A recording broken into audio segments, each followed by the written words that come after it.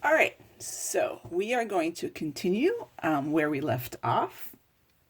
And now we're going to look at the quantum mechanical part of Bohr's model. So here is the quantum part.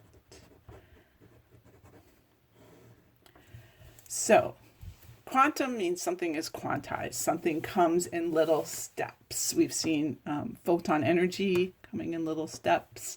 So what is quantized in Bohr's model? Well, he looked at what was going on and thought about orbits and said, well, what's a property of an orbit? So if we think about it, so we got our positive nucleus and we've got our little negative electron moving in a circular orbit. And what Bohr proposed for this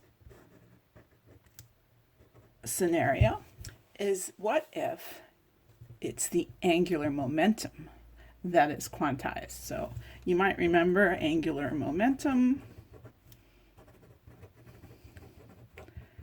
which is the angular equivalent of linear momentum. So that was his big idea.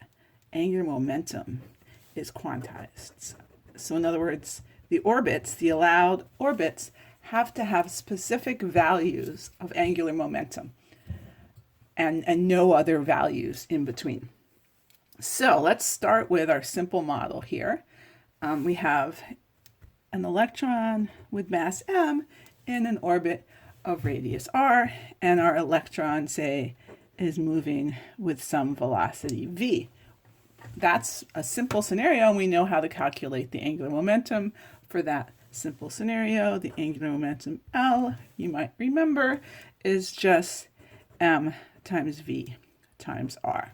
Now, it's fine if you don't remember that, because we're just going to use that to derive an expression for the total energy of the electron when it's in one of these quantized orbits. So the first thing we're going to do with this expression is recognize that only certain radius orbits are allowed. So we're going to label the r with a quantum number, little n.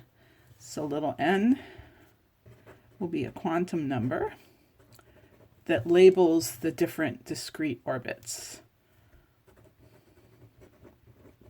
It's not the only quantum number you'll run into if you look at the fully quantum mechanical model, but it's the quantum number that shows up in the Bohr model.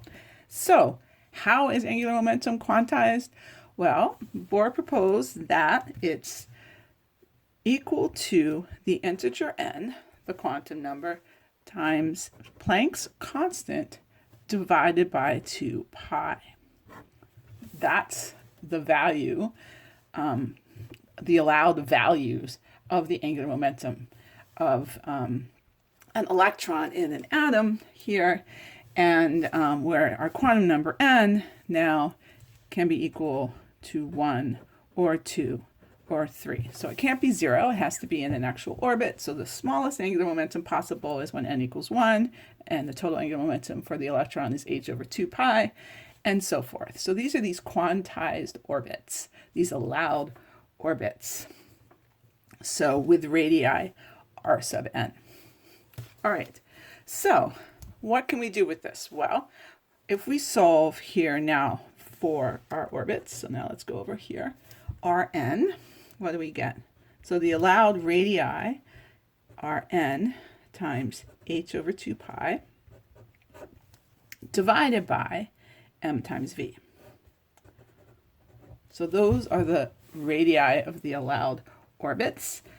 If you then go back up to this lovely expression here, where we had the orbits were equal, the radii of the orbits were equal to kz e squared over mv squared, we can combine these two expressions.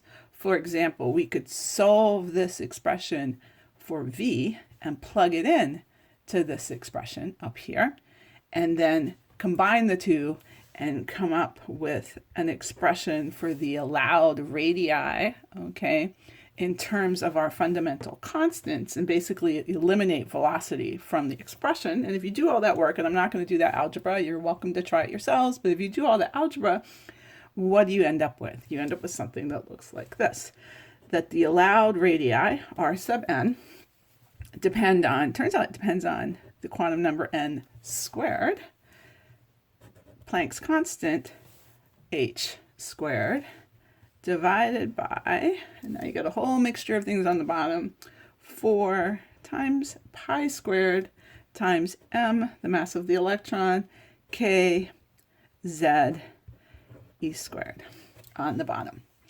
So those are our allowed radii. Okay, these are our quantized stationary states for an electron in an atom like this. All right, and you can now rewrite this if you want.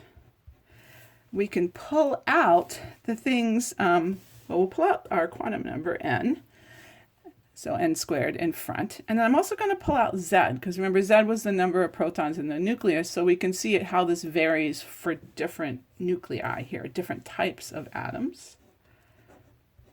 All right, so if we pull z out, then we're just left with something that depends on our fundamental constants. We've got Planck's constant h squared on top. We have 4 pi squared on the bottom, and then m, k, and e squared, because we pulled the z out. Okay, so we can actually, because this quantity here depends on a bunch of fundamental constants, we can find a value for that. And we are going to call this R1, the smallest orbit, because that's the orbit, smallest radius, sorry, because that's the radius you would get if n equals 1 and z equals 1. That's the value you would get for R. Okay, and so we can write this now as n squared over z R1. And R1 is quite a famous quantity. It's often referred to as the Bohr radius, the smallest possible radius. And so we can actually calculate this guy. So let's slide this up now so we can calculate our Bohr radius. Okay, so what is our Bohr radius equal to? The Bohr radius, R1, is equal to 0.529 times 10 to the minus 10 meters. And it's kind of fun to actually plug all those constants in and see if you get that value yourself. All right, so that is our smallest possible radius for an orbit, so the ground state. If you think of a single electron in an atom like this, in a hydrogen atom, right, because that would be Z equals 1. Okay, so we get that. And we get this general expression here for the allowed radii, Rn equals n squared over z R1. And then you can take that and plug it into your energy formula. Because if you go back now to where we were earlier, right, we also had an expression for energy here that depended on R. And so we can plug in now and get an expression for the quantized energy levels, E sub n. And for that, we get something that looks like this. Remember, it's negative, right? So we saw that earlier, and it's got a whole bunch of constants. We get 2 times pi squared times z squared e to the 4th power, the mass of the electron, k squared, all divided by h squared. I'm going to make sure my h, there's my Planck's constant squared on the bottom, 1 over n squared. So let's go back to looking at that in comparison to our allowed radii, R sub n. These are our allowed energies, okay? And just like we did before, we could pull the z squared out of there and then get an expression for the energy that's independent of z and the quantum number. And if we do that, we get a number you might be familiar with. So if we take z squared out of here and again calculate the value, the energy value, turns out it's exactly equal to, well, to 3 sig figs, it's equal to 13.6 electron volts. So that would be times our z squared over n squared. So those are our allowed energy levels. Those are the energies of the allowed orbits. And again, just like with our R expression above, N can be 1 or 2 or 3 and so forth. And where N is, again, our quantum number. So these are the allowed energies. These are the allowed radii.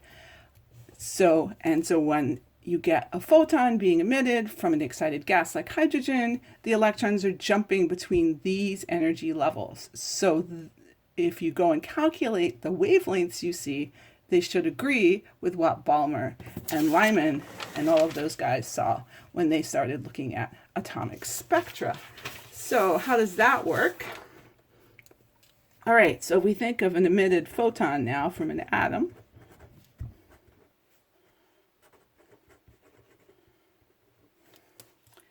Like we saw before, we know that we have an electron jumping from a higher level, some initial energy, let's call that energy E initial, to some final energy, energy E final, right? And then that's equal to HF, which, as we all saw before, is equal to HC over lambda. So those are our allowed wavelengths. Here it's going to correspond to those energy jumps, okay?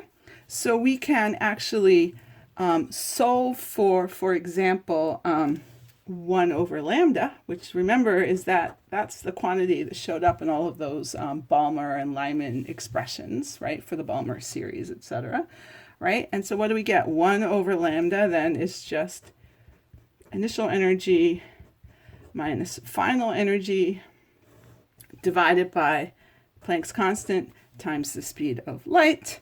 Okay, and now if you plug in this lovely expression up here for your two different energies with their dependence on 1 over the quantum number squared, you can actually show that you get an expression that looks like this, that 1 over lambda is equal to a constant times 1 over the final n squared minus 1 over the initial n squared, and that constant is exactly equal to the Rydberg constant. The constant that Balmer found experimentally has basically comes out of Bohr's theory. So the theory and the experiment agree, which is what we always want to see when we're doing science, right? Is you want your theory and your experiments to agree with each other, then you're happy about things, right? And so, for example, with our Balmer line, or our Balmer series, right? What did we see? We saw that 1 over lambda was equal to the Rydberg times 1 over 2 squared minus 1 over some other n. We can see that that must have been the initial n, and that explains why this n had to be bigger than 2. Remember, the second n, and I here now, had to be equal to 3 or 4 or 5, and so on. So what are we seeing? This is just telling us, okay, that these lines are created when electrons jump from higher n orbits, or orbitals sometimes they call them, higher n orbits down to a final n of 2. So the Balmer lines are created when electrons jump from, say, n equals 3 or n equals 4 down to n equals 2. And those photons are the ones we see in the Balmer series. And then you can do a similar calculation for the Lyman and the Paschen series. So there was an amazing agreement here between Bohr's semi-classical model, even though it's not the full correct quantum mechanical model. There was an amazing agreement because the basics of this model agree with the quantum mechanical model.